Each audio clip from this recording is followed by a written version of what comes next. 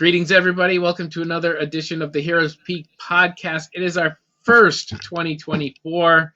Thank God we're finally getting around to it. Sorry, everybody. Been a little busy.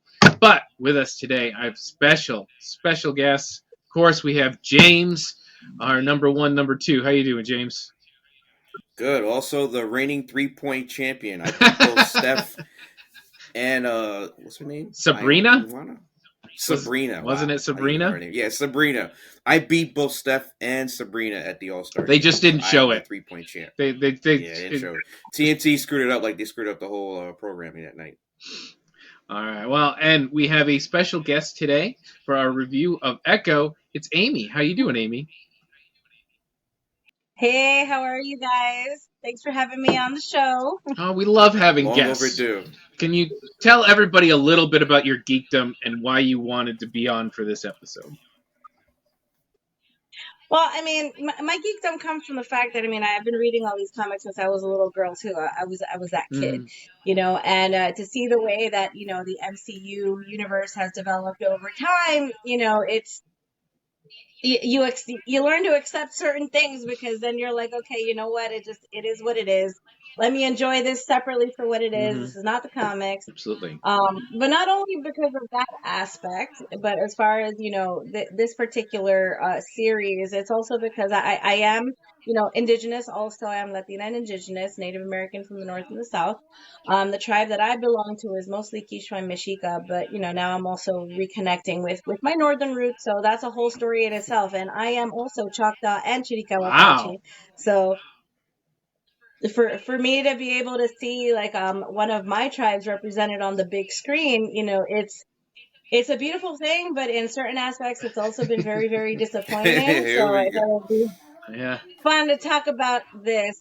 But I wanted you guys to ask questions too, because I feel like it's just so important, the dialogue of Native and Indigenous representation in the media, period. Yeah, absolutely. It's not a dialogue that people are very comfortable having, just because it's still a very edgy topic. But the fact that the United States will never, ever actually say the word genocide and I'm sorry, it's still a sore spot for us. Yeah, unfortunately, this country has a lot of those it should be saying and never says. And we just keep living here. All right.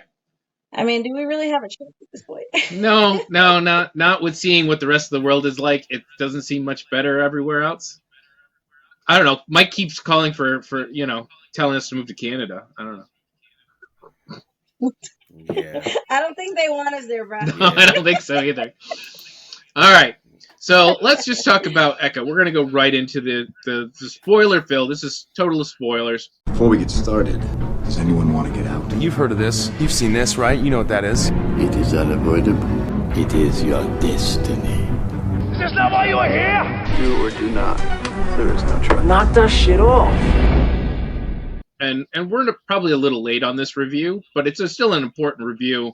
It's still part of the biggest cinematic universe out there, and it's still going to connect with a lot of people. So definitely wanted to talk about this. So Echo is a 5-episode series dropped entirely in its entirety on the Disney ecosystem. So not just on Disney Plus, but also on Hulu. And I believe they had some of it on ABC, if I'm not mistaken. I could have swore. Yeah, it was weird how they released it, but multiple platforms at once. It is definitely different than they've released other Disney Plus specials, but Disney and Marvel specifically has been in a weird, we don't know what we're doing mood with their television, because they're trying to find that formula and they're kind of flailing a little bit here. Because this was also a rated mature, unlike all of the rest of their PG-13 basic rating. And as we'll get into, it really didn't need it. It's also the first under their Marvel Spotlight series, which is supposed to be, hey, you don't need to know anything about the MCU to watch this, which is different apparently than their special presentation stuff, which they've released a couple of those already. Yeah, Werewolf by Night. That was a good one. Werewolf by Night and wasn't the Guardians of the Galaxy Christmas special Christmas special. Yeah. under that? Same. And I don't know why they need all these individual things, but whatever. All right, so the show itself, it's based on a Marvel Comics character. Previously, has her own comic, but also she appeared in the Hawkeye series. It's Maya Lopez, plays by Alaquaquat. Sorry, There we go. He does this in every I language. do this in French, every Spanish, language, German. especially English. That's why I failed it. Alaqua Cox, seen first in the Hawkeye series, goes back home to Oklahoma after shooting Wilson Fisk in the face, not only to connect to her family, but also to take over Wilson Fisk's empire from Oklahoma for some reason. Now, I have a lot of questions about this story, which is where a lot of my issue with this show is going to come in. But I'm going to start with general feelings, build up to the show, and overall feelings after watching it. No, you don't have to do any details or anything like that. But let's get because I find and we find on the podcast that expectations play a lot into how you feel about a show. And the lower your expectations, the more you can feel good, and the higher expectations, if it doesn't fall in, start to cause we some rank problems. the movie before we actually see it, and then get frustrated. Yeah, absolutely. So Amy, as the guest, I'm going to let you go first. So you're kind of any hype that you had moving into it, and your general overall feelings after watching it. Go ahead. Well, I'm the type of person who likes to be very realistic about things. So, I do understand, that Native representation in the media is still very, I don't want to say taboo, but at the same time, I do want to say taboo because it's like people don't, they want to touch it with the little kid gloves, covered in felt and clouds and furry bunny tails, it's a very sensitive topic. So I fully went in expecting Echo to not be perfect, just because reasons, all the reasons that are, very lengthy to speak about in, one podcast episode, that could be a whole podcast within itself. Right. But so I went with a pretty open mind. I mean, I did have some expectations based on the fact that I read the comic as a kid. So I wasn't, once I saw, the reviews and Choctaw Nation, I'm like, huh. I'm like, okay, there's one big change. My biggest question was why. They could have still kept the original tribes because there are still tribes that exist unless they just straight up said no. That's my biggest question. Once I watched the series, I have to say that first and foremost, I felt, a little pride, because, my people are being represented on the big screen, but I was very disappointed in how much was missed, the depth. Like it seems too superficial for what it was supposed to represent. Right. All right, James, what did you think? What were you expecting going into this? My build-up was both the character when she was first introduced to the MCU Disney show Hawkeye. I thought it was a pretty intriguing character. I didn't like how she offed Kingpin at the end, whether we saw it on camera or not. That was what we were led to believe. And then recently, I think you and I talked about this off camera when we watched the Marvel What If season 2. Oh yeah, there was the one episode that was also based on a Native American tribe in the 1600s. Basically, what if the Spaniards didn't colonize that part of Latin America, and the powers that they were like, learning and getting and using and manipulating. I kind of thought this show might have been, because the trailers fooled me like they do everyone. I saw the blue light, Native American character. I was like, ooh, are they gonna tie What If? Like, is this going somewhere? Like Peggy Carter. Peggy Carter started in season 1, and then she was in a movie, Doctor Strange. So that was what I was hoping to get, a little bit of that, and a little bit of like the Hawkeye series, which felt down to earth. But I didn't get that, and I'm not. I'm just as disappointed as Amy, but probably for different reasons. My biggest disappointment in this show was it felt like it was a Frankenstein project where I don't know the writing strike effect. I had no clue. I just know that the first episode, the opening intro was beautiful, and it led me to think, oh, it's like the What If show. And by the time I got to the end of the show, I just felt like I watched 5 different shows. Each episode was by a different writer, different creator. So Yeah, they just try to like stuff everything into 5 episodes where this should have been either, a couple of long ass movies or it should have been multiple seasons of. that's my take, Chris. They were just rushing, I think, to get it the hell out, and they wanted to package as much as they could in just those 5 episodes. I felt a lot of the same about Miss Marvel that I did about this show. Let me get to the coming into this. My expectations, unfortunately, weren't really high just because of what we have seen so far from Disney MCU TV, and it kind of the inability to keep consistent within a show and tell a consistent story. It's like they want to tell 10 stories or they want to pack as much as they in. They're like, well, it's 5 hours.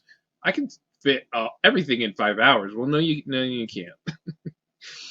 No, you can't. So I don't think I had high expectations coming into it, but like James said, and I kind of relate this to what was it, the Mortal Kombat 2021. The first 8 minutes had me super excited, and I was like, "This is gonna kick some ass," and then it just went like.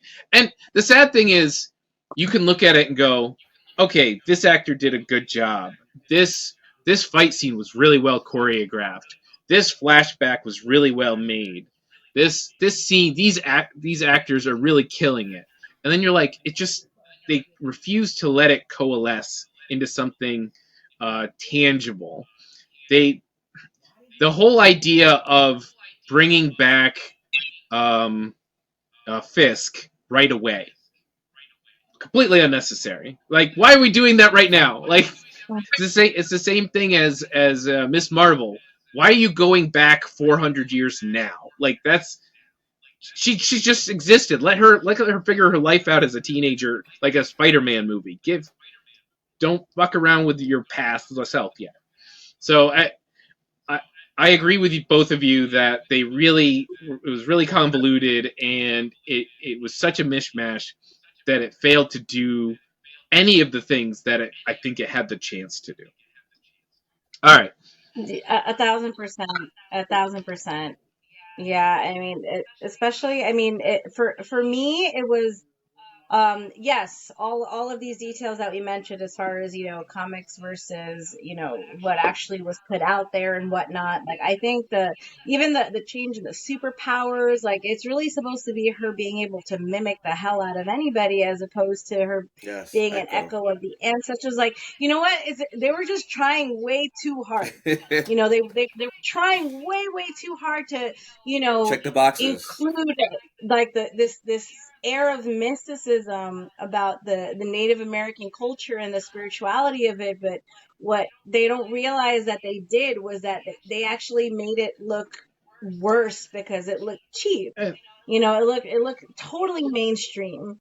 Very, very, very whitewashed version of Native American culture. I mean, you had, the grand entrance for the powwow at the end, but it wasn't, the representation of the culture wasn't even fully there because there was no sort of, I'm not saying that they should have explained every bit of the powwow and why this, why that, but there was nothing to lead up to that point and to really show what those things meant, what all of those tribes coming together meant, even what her echoing, let's say, okay, let's go down this rabbit hole. The echo of her ancestors and whatnot, so forth.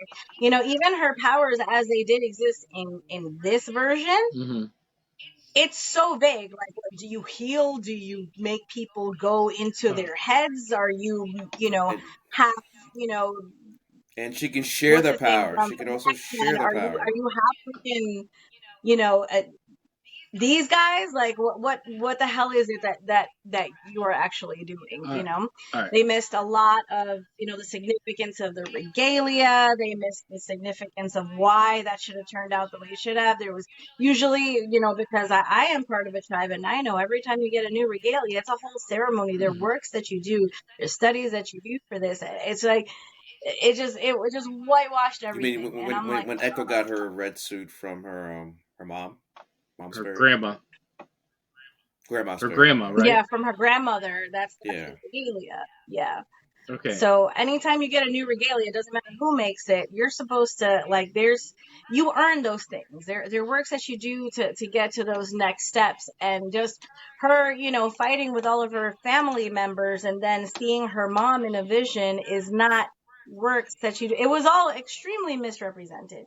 And I'm like, that part made me very, very upset, because it just propagates, the negative side of how our culture is appropriated all the time. Like, this is exactly what Don't want. I get that they're trying to make it, like appease the public, as far as, making it mainstream enough for everybody to be able to relate. But I think in their attempt to try to do this, like, they did the complete opposite. Now you're just for real appropriating, even though your goal was not to appropriate the appropriation, but through the appropriating of the appropriation, you Appropriated. appropriated Negative, even. negative, positive. Yeah, the powers were definitely on my list here to have a discussion because, um, as you said, What is it? it's very much a thing in white American Hollywood storytelling to say, okay, so this native culture, their thing is they're attached to the land, and it's very much a habit to make that like We're all attached to the right. land. Just go through X-Men or any Vixen or any of these kind of characters. They tend to give them kind of nature powers, tends to be a thing. So it was interesting to me because it wasn't necessarily nature powers, but it was more. It was still a supernatural, but not magic power within their family structure, and it's definitely not something you see a It's white like the hero Force in do. Star Wars. Well, it's not something you see The a white lights. hero get, where they're like, "I'm connected to my French ancestors, and so I've got powers." Like that's just not something they do, right? So I'm Duncan it McLeod. I have all the right Klansmen of of me. all the clan Yeah, we're McLeod, Duncan McLeod of the Clan McLeod. right? So it was interesting that they decided, and I remember hearing, and I wish I should have looked it up, that the director or the writer said she thought the powers were boring of just copying other people's powers, and so they wanted to change it up.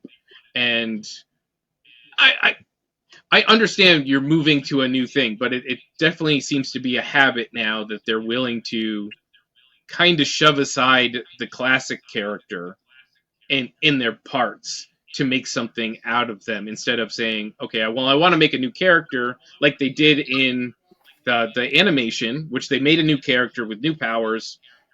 As this one, they pulled a character and they decided to play around with it and tweak it for their own ends. So, it, Now, see, tweaking would Yeah, that's imply more. that they kept something. This wasn't tweaking. This was just like, I'm going to pluck you out of there and put you right, here. Yeah. okay. They even plucked her out of the different tribes as well, because, I believe that the comic, she's Cherokee, or I don't Cheyenne. remember. One of the Cheyenne, and in the series, I believe she was Cheyenne. Let me see here. I'm looking. it's one of the two. It's Cherokee or Cheyenne. All right. IMDb is not Well, I mean, giving bottom me line here is that not they, giving they me plucked to it. her out of one tribe. Hmm. Yeah. Yeah. And Well, just they threw her in plucked her out of another. one tribe, put her in a completely different tribe. So do you think And, they did it? And this is me being a little cynic here. They did it because they knew the popular tribes are just too popular, and they want to go deep in the cut to show you how the Marvel can really you know. I mean, I kind of maybe have a I have a theory that maybe, the tribal clans that they connected to, originally, whether it's Cheyenne or Cherokee, Mm. they might have said no. Uh, It's a very big possibility that the elders were like, you know what, we're no, all sorts of no. Right. I mean, they could have just said that, and then they chose, one of the other, local tribes in the Oklahoma. Choctaws are all also right. very, big in the Oklahoma area and going down, through, Texas and Arizona and whatnot, and New Mexico. So, all of us follow the same migratory route like our ancestors did. So I think it could have been that. And also just, and maybe, yeah, it could have been falling down the cultural rabbit hole, because it's, the Choctaw you recognize, Cheyenne, sometimes people are like, well, and it's also, like tribes within sects, Hmm. because of all the Trail of Tears and how they forced us all onto reservations. Like, tribes had to form alliances and join, and there's like a whole bunch of tribes now underneath, like the Apache and Navajo nations. Then Apache joined the Navajo nation. Then it's a huge clusterfuck of stuff. Mm, So it could have been also for, simplicity. yeah. um, but either way, not only did they do that, but I mean, they had so many opportunities to tie this into the comic and be like, okay, yes, maybe she could still, maybe her fighting skills came because she was like psychic when she touched people and she could absorb their powers, or she could psychically see it in her head or something. Let me But they ask you. just Let me ask you a question. I don't know what Chris's series of questions are going to be about this particular technical part of this movie, but was there anything from any of the comic series that was like kind of like embellished here in this show, or was this story brand like nothing, never at all in any storyline, any arc? Because I Mm. do know her and Hawkeye had a thing, and then her and Daredevil had a thing.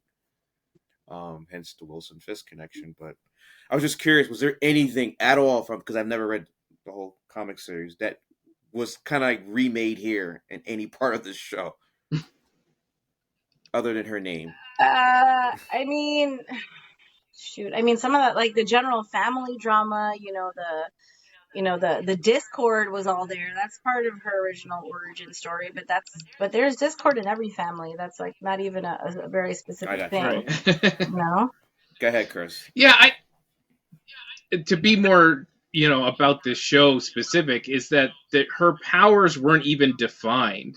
Like, at first I was like, okay, so each ancestor that she connects with gives her a power. Okay, so now she's got better aim, she's stronger, Oh, it's she's My Hero faster, Academia over here. right? My Hero Exactly. Like, I was Academia. eating the hair, right? But in but by the end she was just like handing powers out. They were fighting, and then she had these like weird crow level flashbacks she was handing Turn to to Shazam. Wilson Fisk, and Turn I to was like, Shazam. I don't even know what she's doing, why she's doing it, and that's on top of some other issues I had. So it's not even like it felt like the writer said, you know what, this is something I want her to be able to do, and this is why she should be able to do it. It felt very muddled. Uh, it just didn't come together for me on the character that they built, Yeah. outside of the fact that they decided to toss out what she was to make this, and then they still didn't make it very tight and strong. Yeah. Yeah, but I think that's a symptom, that what you just pointed out is a symptom of the bigger problem. The fact that they literally just plucked the character out of the comics and made something completely different. They had nothing to work with. And anything that you are going to have to work with from Choctaw Nation is going to be very much that. It's going to be very spiritual. It's going to be very abstract. It's going to be, very much, yes, this air of mysticism, because it's all about spirituality is not specific. It's, per person, per experience, per journey, so there is really no way like they could have done this unless they actually stuck to the comic. Mm-hmm. Like they had a good start.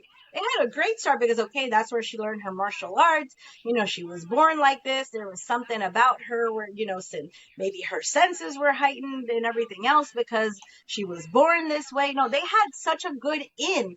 Like, my question is, why didn't y'all take it? Like, I still don't understand why. Even if it was a different nation, those details, like the details of the superhero themselves from the comics, that just because a nation changed, that doesn't mean that had to change. Because across all nations, you know, northern and southern, that same spirituality exists, you know, so why? Right. Why? So what gets me into even bad shows is the relationships of the characters within that shows. Those things can override bad storytelling, can override, you know, um, bad action, whatever. If you can get some great relationships going on, so let's discuss some of the relationships in this show, good or bad. I mean, they had a fire cast, They so did. There were some moments they of had just quiet a cast. acting between the grandma and the older guy. I was like, this is cinema. Oh, Like this couple of Tantu minutes of Yeah. Cardinal look and ahead. Graham Greene are on my list because they were my favorite part of the entire show. They're just wonderful. But I'm going to start with the most important one that faltered, and thus the whole show faltered, which is her relationship with Wilson Fisk, and why he cares at all. Like, they had a flashback to him feeling sorry for her because, like, she was deaf and she wasn't getting an ice cream or something, but it never really explained where that came from. And we've seen Wilson Fisk in media in the MCU and outside of the MCU. And if you've ever read a Daredevil comic, you'll know he's not one to be like, "Oh, that little kid needs some help." Like, I don't understand this relationship, and it never felt built properly and strong to make this show work at all. What did you guys think of this relationship specifically? I'm gonna let James go first. I'll be really brief about this because to me, you're right. This was the crux of the story. It was the protagonists, and you can argue antagonists or not, but they were the co-leads. Mm. And like, even if the story itself and the plot and some of the action sequence seemed low budget, I wanted to see because we know I forget the actor's name that plays Wilson Fisk, and we know he can act. He can emote. He can do D'Onofrio. that. Vincent D'Onofrio. I wanted to see them in a head to head dialogue on why she became an assassin for him, and why he cares about her. And I wanted to see that get carried out through the back half of the show, because then at least I'm invested in the two biggest characters on the show. But to me, I was like, this Wilson Fisk felt so different than the Netflix version, Yeah. and I think Echo's character wasn't developed at all from first episode to the final episode. You know, I saw her a little bit more development in the Hawkeye show when she found out who killed her father, whatever, compared to this show, which you have 5 episodes to do. Once those two, the chemistry between those two to me failed, I didn't care about anyone else's relationship other than Graham. We were just talking about them. Yeah. I'm going to chop their names up too. But when those two were on scene together, I perked up and I was watching. Yeah. And then that was it. Amy? Yeah, well, I mean, geez, for me, this dude, I have to agree with you guys as far as the character development. Like, I don't see where the hell that came from. All I know, I mean, they try. I give them kudos. They try because they're like, okay, yeah, well, her dad worked for him, and they were all really close, and she was around him a little kid, and you know, he saw how she fought when she was a little kid. Like, I can see the gross grooming aspect of it, you know, Right. maybe as a woman, you know, having obviously once been a little girl, like I can, and being aware of these types of situations, like I can see in Spanish we say morboso, like it's very creepy, groomy type Right. behavior. Mm. Now watch. I mean, James is thinking about it. I see his face. He's thinking back of the show, and he's like, "Oh, Yeah. oh." I He had mean, one of those. that's Like, a whole different outlook, but yeah, okay. yeah. See, now that I could see, which is why it kept me a little bit invested, because I mean it points out a very big problem and just attests to the unhealthy connection that they have.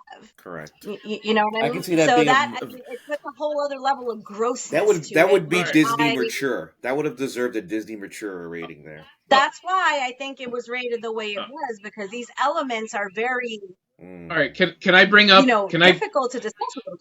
let me quick just bring up with that in mind an unfortunate, terrible, consistent habit within movies I watch that have women action leads is there's always some older guy who found her when she was young and injured, or young and lost her parents, or young and scared, kidnapped or whatever, and It's raised her to be it's this. the creepy grooming factor. Yeah, and it. I just want Anna and Ava, and the only one who wasn't was Straw Milkshake. It was a Gunpowder Shop Milkshake. That was an Gunpowder all Milkshake woman, that we all know of. woman cast. That wasn't like Also, that. But the there's a whole 300, bunch. the second movie, the 300, Oh, that Eva was a terrible Green movie. plays, yeah, and her background was exactly that. She was, Mm-hmm. after Mm-hmm. being sexually assaulted, left as a child. They groomed her. And in the Mm-hmm. process of grooming her, she became one of the most deadliest warriors. Oh, Yeah, Rebel interesting. Moon. We Yeah, just watched I freaking Rebel Moon with the. It's the Mm. same thing. Oh my god. see, now you guys are Oh seeing it god. everywhere. You see, it's this to me in the superhero realm has become just as bad as a pattern as like the hero complex and all the really bad psychological problems that Mm-hmm. that you see represented in like Disney princess movies. I it's the same malady Mm-hmm. Mm. in my eyes. It's just that it transitions over from one thing to another, now going into the superhero realm, which is it's that icky, groomy behavior. Oof. So that is what kept me kind of in the mix with that. That's the only thing that kept me in the mix with that, I have Mm. to admit, because as far as any other character connection, all I could see in the front of my head is like, wow, if this dude just really has Okay. Mm.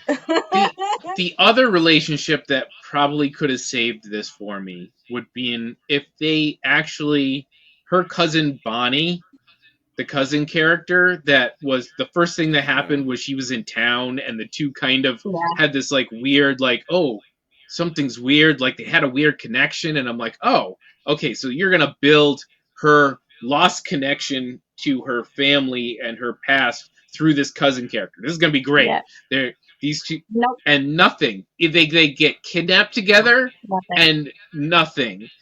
Nothing. It Nothing. just, they never really, they let the cousin like once like lay into Maya, and give her the, why aren't you talking to me, why haven't you been around, I've missed you, and the conversation, they just never let the lead emote the way I thought she should be emoting about this loss of connection to her family and how much it hurt her, obviously, and it caused her to go down this dark path. That's a great setup for someone to come back home and be like, and just fall apart.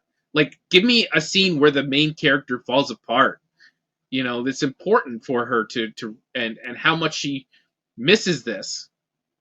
It just never happened, and that bugged me.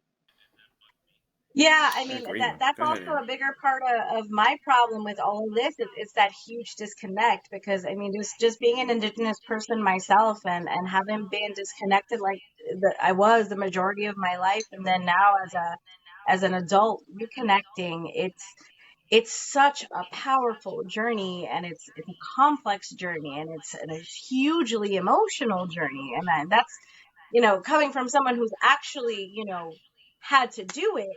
It lacked, and this goes back to my original point, it lacked the depth of all of those things. Like, they had a huge opportunity here, but instead it feels again like it was so rushed. They wanted to get it out, they just pushed it out however they felt that they could pack whatever little bits and pieces of information in there, and they ended up making it worse. You know, Right. it's very, this is the part that's sad to me, and this is the part that's upsetting to me, because it's as as indigenous peoples, we constantly struggle to be represented in the media. I mean, accurately. Just all we ask for at this point is accuracy. But Mm, the colonial mind is still at work when it comes to these things, and we're still just mm, being sensationalized as mm, opposed to being seen in a more realistic fashion. And another even bigger problem that I have is that, okay, yeah, every family has their problems, but they're representing this particular, native tribe and family as this huge, immensely dysfunctional, family. There could have Mm, been one healthy relationship in the middle of all of that, because that's usually even what exists in normal problematic families. The fact that there wasn't even one healthy relationship at all, mm, it kind of starts to make you pose the question, okay, is Maya a narcissist? mm. yeah, I And mean, that now it becomes a bigger feels like issue. that. You get these main Like they don't even characters. explain. Yeah, go ahead, Mike. I mean, to Amy's point, they don't even explain why was the family, her father, everyone else, working for Fisk. Like, That what was the benefit? Because then I can see you're sowing the seed of corruption because you have this New York gangster come into your town and infiltrate with his sickness of crime, the criminal element. And then you get the father, and then eventually your father gets the. That would have been an interesting underlay of Mm. exactly what caused them to even be involved with Fisk to the point where he's sending hitmen after Maya. Like the connection didn't happen. Like it was just like the past happened, the mom died, and then he's in New York, and then all of a sudden the whole clan knows about Fisk, like back home. I'm like, Yeah, I okay, the feel like I know why overall. they didn't I'm do sorry. that. Oh, I'm Okay, go sorry. Go ahead. ahead. Go ahead. I No, was I just gonna feel like I say, know oh, why they didn't yeah. do that. Okay, wait, Why which didn't they one? do Go, which that? one? I'm sorry. You go ahead. Why didn't they? Why didn't they do that? I have a small feeling that I think I know why they didn't do that. I feel like they didn't do that because it would be just a representation of, the conquering and genocide at the same time. That's why I think they were very careful Yeah. to remember what I was talking about in the beginning, the little kitty baby, fuzzy, lamb and rabbit tail feathers that they want to touch everything with. I think they Hmm. didn't want to. They didn't want people to turn around and see the show and be like, "Oh well, it's just the white man being, the evil, the white devil again, and bringing corruption to the ever so pure, beautiful native communities, and bringing them mm, to near genocide by bringing the drugs and the violence and the this and the that." I mean, Yeah. again, mm, kid love.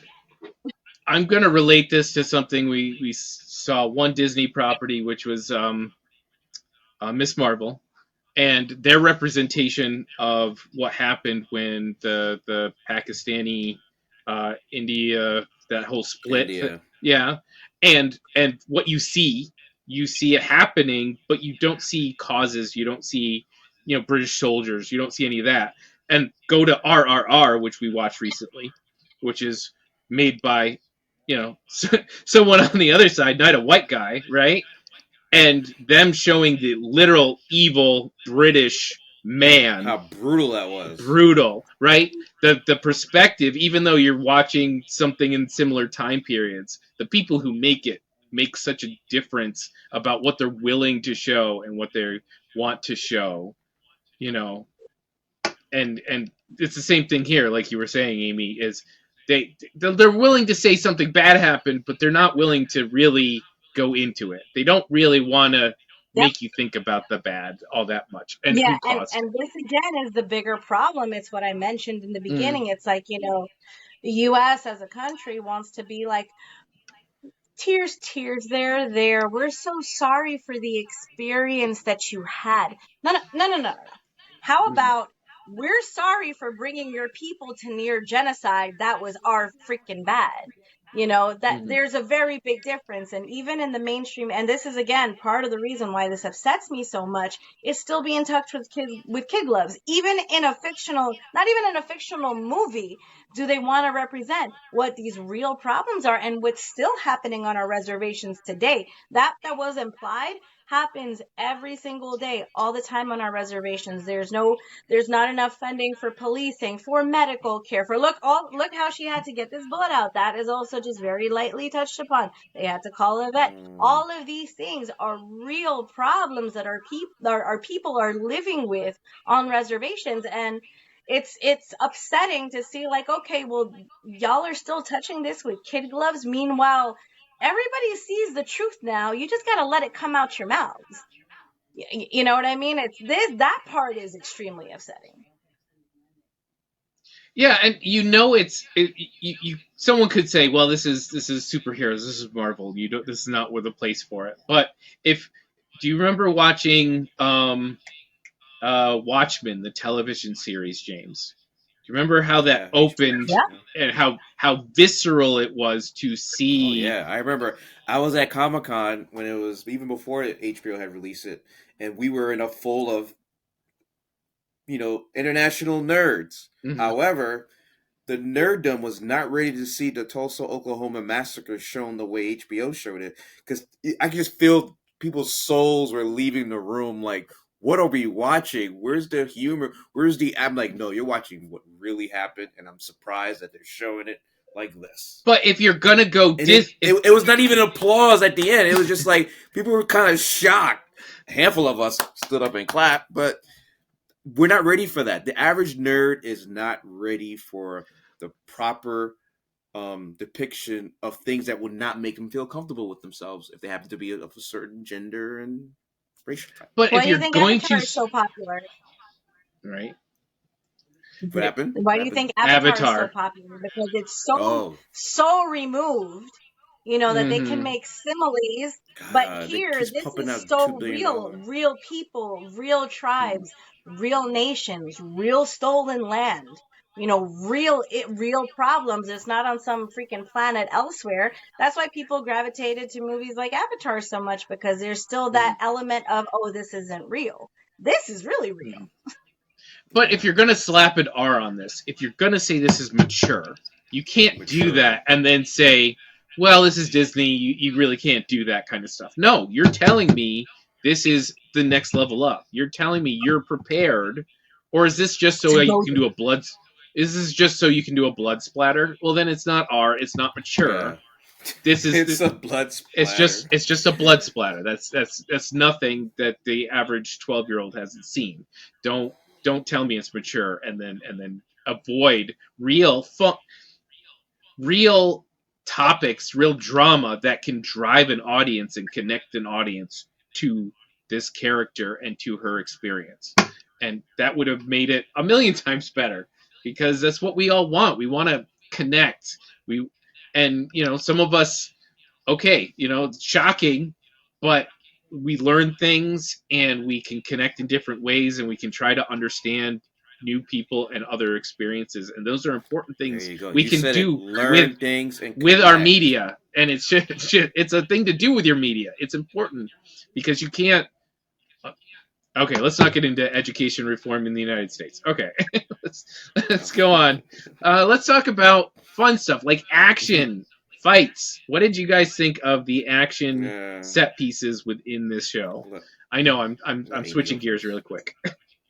Yeah, hey, listen, but you see how deep this gets, though. This is exactly why, like, I wanted. I was very very happy that James suggested I come in on the podcast, the very first conversation we had about Echo, because this is, you know, again, you slap an R on something. Part of me was also expecting there to be a touch on these very very real issues, and that's like, okay, cool, and now we're freaking getting somewhere. But that also added another level of disappointment, because it's like, okay, no, still the same crap still, you know but anyways, yes, moving forward. Action scenes, I mean, I thought they were really good, as far as the choreography. There were a couple of parts where there was just a little, really, really. The train part, Yeah, the it's like, train part. okay, all right, I'll let it slide. Again, they still could have done better on this aspect, having access to such great, like, fight choreographers that you see across all of these action movies. Shit, they could have called Jensen Ackles in. He would have probably done a better job, to be honest. Oh Yeah. my god. So I'm going to tell you my favorite one. So my favorite action set piece started great and then annoyed me at the very end. So I loved the action when they got in the fist fight in the roller rink. Not in the beginning when she's Mm. kind of when they're tied up. This is when she has to when she's turn off the lights, do the one on one. She's kind of picking up the ancestor aiming powers, whatever it is. It's all looking great. It's all going good. The shots are extended. It's my favorite thing now. Don't edit me down to bad FBI TV show fight choreography. Give me action set pieces that I can watch them work, and they were doing great. And uh, all of the actors and the stunt group were doing wonderful. And then they pointed a gun at her, and she immediately stopped. And this happened 3 or 4 times in the series. She stops and she just stands there because someone pointed a gun at her. And then the whole energy dies, and everybody gets up and walks out the door. And there's the phone call thing. But like they just killed all of the energy because they refused to let her disarm a person with a gun. They refused to let her get shot. They refused to let her do a superpower thing instead. Like something. Give me something. But every time they pointed a gun at her, she just stopped dead. She made this. The director didn't say, "Oh, you got to be scared. Oh, you got to be trying to fight." So something. Just give me fucking something. That was what I loved and what bugged me about the fight choreography, all in one shot. Um, what about you, James? Did you have a specific scene or? I mean, the one I like was I think it was the first episode. Can't recall it was the first or second, but it was Matt Murdock, Daredevil. I think That for was me, great. I was excited because I'm thinking, okay, now they're really gonna show her fighting prowess, maybe at this level, and then by the time we get to the finale, she would have leveled up, right? Mm-hmm. But in the baseline, I wanted to see what she can do against Daredevil, and I was really impressed with the fighting choreography they did because it looks like they tried to do like the Netflix shows used to do, like that one The one take type take. of thing. Yeah, They yeah, didn't yeah. do it. Yeah, but they tried. There was some extended versions of the fight scenes where you Mm-hmm. could see, not sure if there's a cut or not.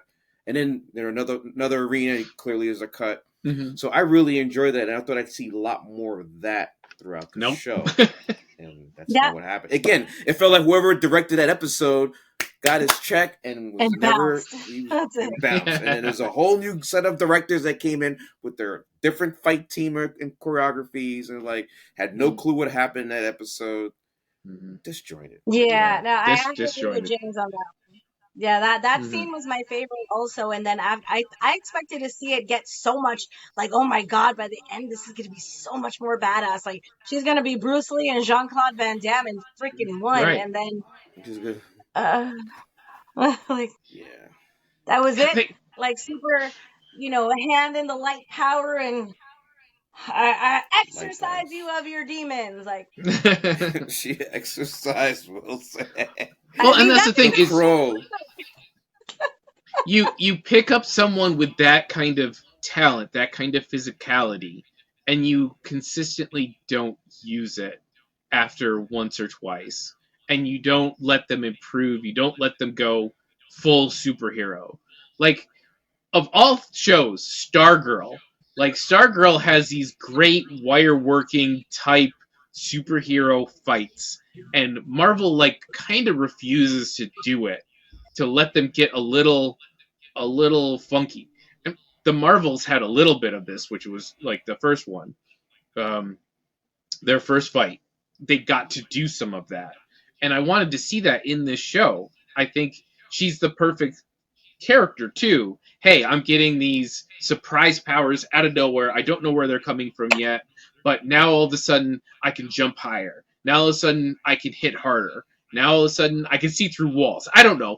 Give me something fun. Give me something wild. Give me cool. And they just, I don't know. They don't want to go there, and I don't understand why Marvel isn't going there.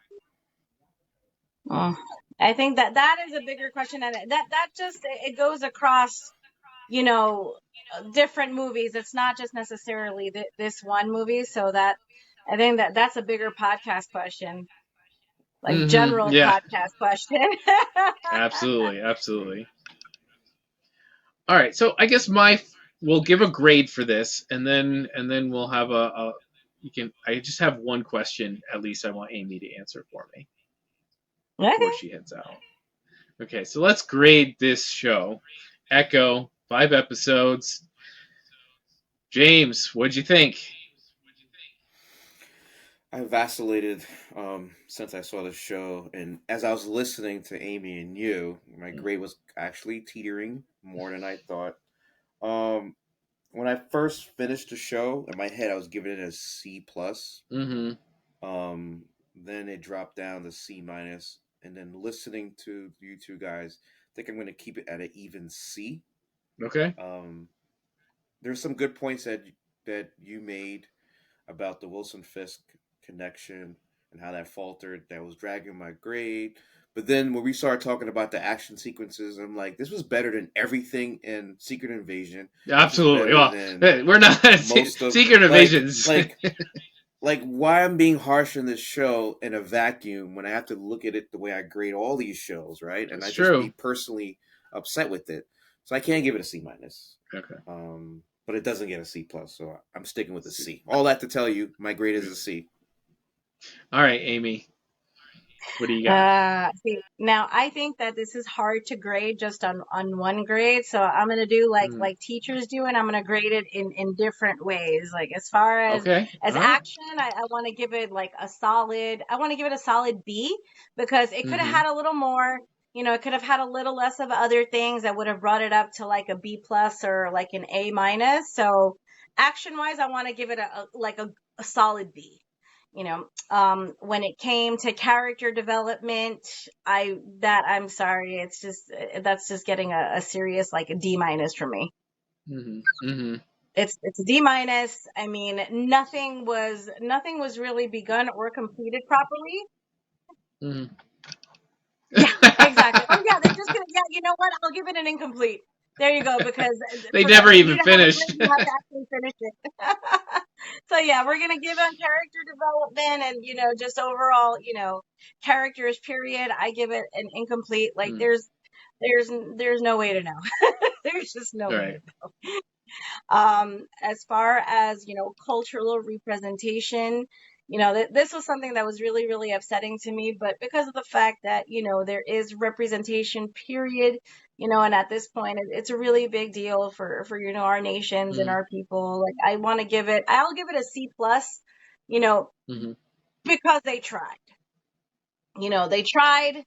I mean, they really, really seriously failed on a lot of important things, but you know what? We're up on the big screen. It's like I'm also Mexica and Quechua, and then, to see characters like Namor out in, Wakanda, like in the Black Panther movie, it's a big deal for us.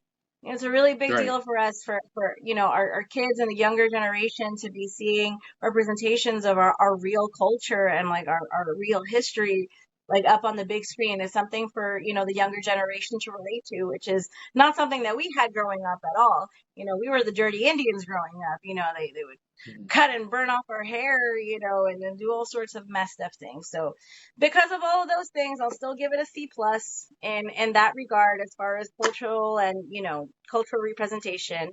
And yeah, so there you go. Those are my 3 grade scale levels. All right. Well, I'm going lower than James. Actually, I'm going C minus. Look, just all of the major relationships just failed so bad, and we've had fights about a lot of Marvel movies, and what has kept me positive has been me going, well, Black Widow and her sister just really do it. They have a great back and forth, a great relationship. Winter Soldier and Captain America have such a wonderful relationships in that show. So even though it fails at the end, I love their relationship. I love their back and forth. In this one, I just don't I like how have. you're already calling Falcon Captain America, but go ahead. I know what you meant. Thank you, because people are going to be like, "What? That's like the best relationship in the MCU. What are you talking about?" Like, no, I'm talking about the new Captain America. Captain America. But this one, it just doesn't have that. I want to latch onto one so bad, and I just can't find it. And it's Yep. the only one there is Tantu Cardinal and Graham Greene. Were just when she came in looking for her sewing machine.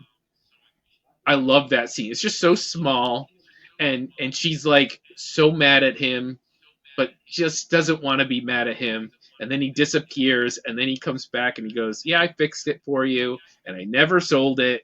And it was just such a loving little gesture, and it just Yep. it got And some of me. that acting, I'm not sure was even on a script. It's the physical acting that they're doing also Yeah, in between the movements. Like your true old 20, 30-year-old relationship. Like it felt so honest and like I'm watching a different movie with just those two. there was But go a ahead, there sorry. was a good scene with Graham Greene and my Alakwa. I thought if I thought that was a good one when he was replacing her leg. That when he gave her That was that good. leg, I Yes. like that. But it's all Yes. feels like Graham Greene. It's just Graham Greene. Like I've seen him in a 20, 24, 25 movies, and he's fantastic in every one. So it's like when you have someone who's got such a presence like him, it's hard not to have a good scene with him, right? He's like the NBA player who comes off the bench and drops like 28 Right. points. You're like, unexpected bonus. Wow, you should be starting. Like, what are you doing? Right. Yeah. No, I But go get that. ahead. No, I hate to give it a C minus, but I hope they can do more with it. I hope they can go further. I hope this is just a stepping stone to something more. Um, and that's going to bring us back to talking to you, Amy. Is what would you like to see Marvel do? Let We'll start with Marvel, and then we'll go a little bit further from that. But in these superhero genres, because we're in kind of an age where Marvel is trying to be have a wider view of things. You had Black Panther 2, so you had the native Aztec, right? They were Aztec, if I'm not mistaken. You have It's Wakanda, Aztec and technically it's Aztec and Mayan representations. Mayan. Okay, yeah. That's a whole other conversations because they're representations of Huitzilopochtli and of what's his face, Hmm. the sun and the serpent one. If I say it in that one, it's just going to be really Right. it's going to be too Right. complicated. But they were Right. like Mhm. multiple representations of each and or. I mean, it's okay at this point considering all these cultures were kind of jumbled together at one given point in time. But yes, two or more. Mhm. Right. But you have like Shang-Chi, you have Echo, you have Miss Marvel. So you're getting this. Hey, Marvel's trying to say there's a wider world. There's more people. We're bringing in more representation. And do you think they're doing enough, or they just, or does it feel like they're the kind of representation that's like, if you're not going to do it right, just don't do it? Or do you feel like, okay, I don't want to say don't do it because you want to see it. That if the back and forth Yeah. you're doing in your Okay. head with this. Yeah. Well, what? I'm okay with Marvel continuing with what they want to try to do with this, but you can't have it both ways. Like a movie like Echo Hmm. right now, it looks like they try to have it both ways, and that's not going to get you anywhere. You're either Hmm. gonna stick to the PG version of things, or yeah, you are gonna go into the deeper issues. Again, can't here. This is where they messed up with Echo. You can't have it both ways. It's either one or Hmm. the other. So Hmm. a choice has to be made. You can do it, but one or the other. As far as your question and representation, generally speaking, in the Marvel universe, it's like I have to agree with James in his statement where he said it's just like the Marvel world is just not ready. And Hmm. personally speaking, I don't think it's ever going to be ready. It's Marvel. Okay, this is, Hmm. either ways, it's still our a big fantasy universe that although does touch on a lot of realistic points. I mean, if you really take a look at the entire the franchise as a whole, none of these movies really, really, really go as deep as they're supposed to. Hmm. They Hmm. none of them do. So then this is where this messed up. So now learn from the mistake. Don't go that deep then. Let that depth, left for more serious series. There you go. Say that 5 times fast. So, Leave that for so more serious series. Good point. Great point. okay. And my other question was, where can we find better representation? Do you have any recommendations of shows, movies that we can go out and watch and see something that's a little bit more honest and Yes, well, full there is fledged? a lot. There is a lot out there, and unfortunately, it's not stuff that you see in the mainstream media, but there are a lot of, indigenous movies out there, with great artists like the ones that you saw in Echo, some of them also, starring in all of these different roles. I mean, I can make a list for you guys of, Oh, I'd love it. these great, Love it. native movies that really touch on the reality of what's going on, the reality of what happened, and how, we're overcoming that generational trauma, or at least trying to. And what most of our elders are talking about now is just a reality that we're not, for someone to fully heal, there has to be some type of closure. There has to be some type of reconciliation to whatever problem it is, that whether within yourself or whether as a whole, needs to be addressed before you can continue to move forward. And still today, the refusal of the United States to admit that this country was built on the near genocide of our people Mm-hmm. is, we're never going to be able to heal this. We're never going to be able to, as a nation, truly address these problems if we don't change things like the way that we are represented in educational systems. Tell them the goddamn truth. All right. Do not make my kid come home with macaroni and cheese pilgrim hats. That is not the way shit went. Okay? Like, no, this is just it's so wrong. They teach us, one of the biggest things they teach us, even in the American school system, is that they teach us history so that we learn not to make the same mistakes. So then teach the real shit. Because look, right now, as it is, we're repeating all the same mistakes because from some point to here, they decided to whitewash history. All of it.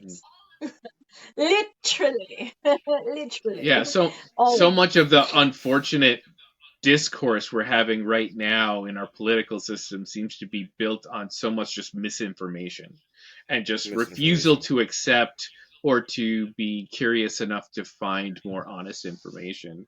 And no, I don't want to get too far into it because that's not what we're Yeah, here for that's a today. rabbit hole.